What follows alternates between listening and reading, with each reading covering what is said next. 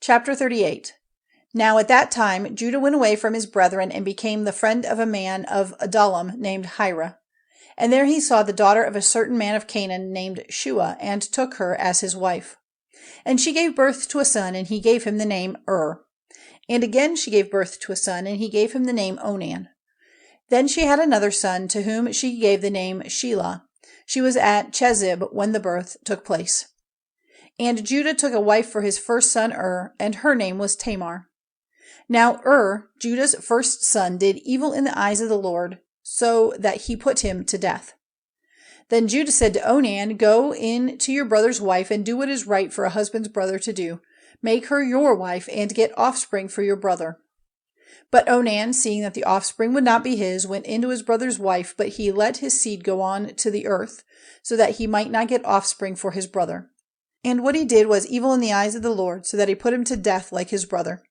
Then Judah said to Tamar, his daughter-in-law, Go back to your father's house, and keep yourself as a widow till my son Shéla becomes a man.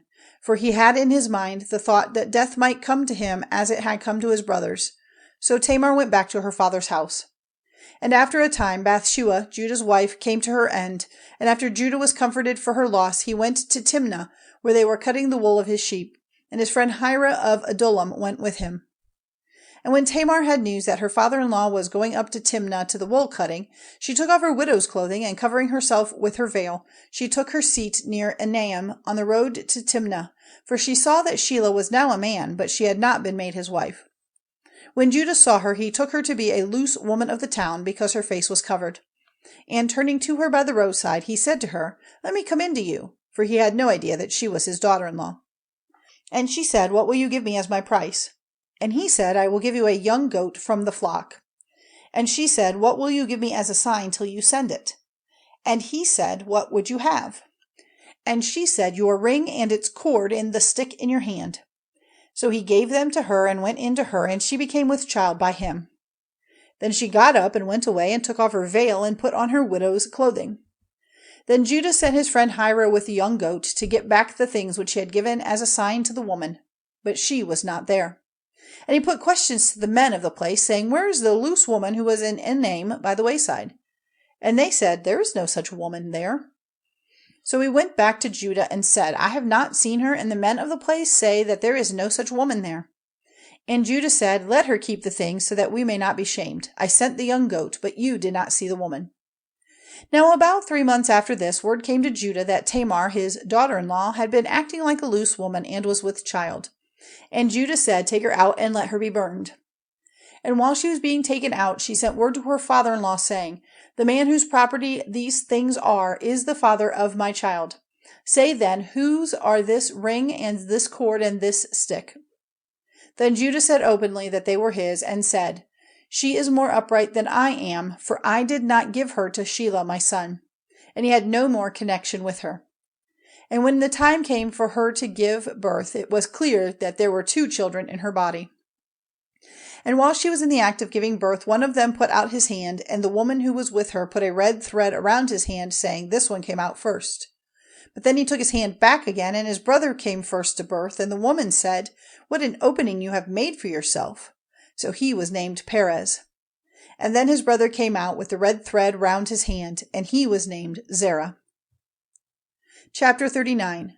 Now Joseph was taken down to Egypt, and Potiphar the Egyptian, a captain of high position in Pharaoh's house, got him for a price from the Ishmaelites who had taken him there. And the Lord was with Joseph, and he did well, and he was living in the house of his master the Egyptian. And his master saw that the Lord was with him, making everything he did go well.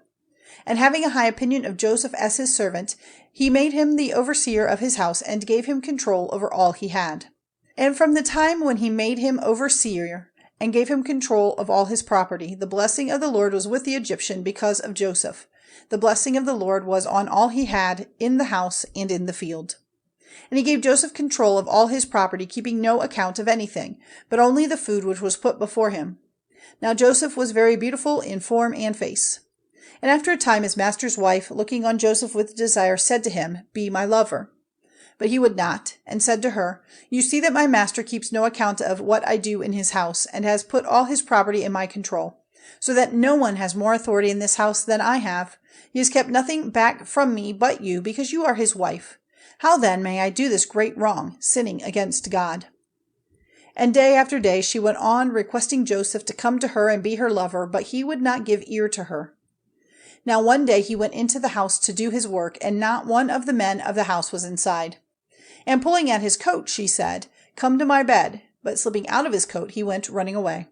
And when she saw that he had got away, letting her keep his coat, she sent for the men of her house and said to them, "See, he has let a Hebrew come here and make sport of us. He came to my bed, and I gave a loud cry, and hearing it, he went running out without his coat."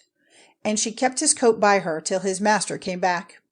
Then she gave him the same story, saying, "The Hebrew servant whom you have taken into our house came in to make sport of me, and when I gave a loud cry, he went running out without his coat." And hearing his wife's account of what his servant had done, he became very angry. And Joseph's master took him and put him in prison, in the place where the king's prisoners were kept in chains, and he was there in the prison house. But the Lord was with Joseph, and was good to him, and made the keeper of the prison his friend. And the keeper of the prison put all the prisoners under Joseph's control, and he was responsible for whatever was done there. And the keeper of the prison gave no attention to anything which was under his care, because the Lord was with him, and the Lord made everything he did go well.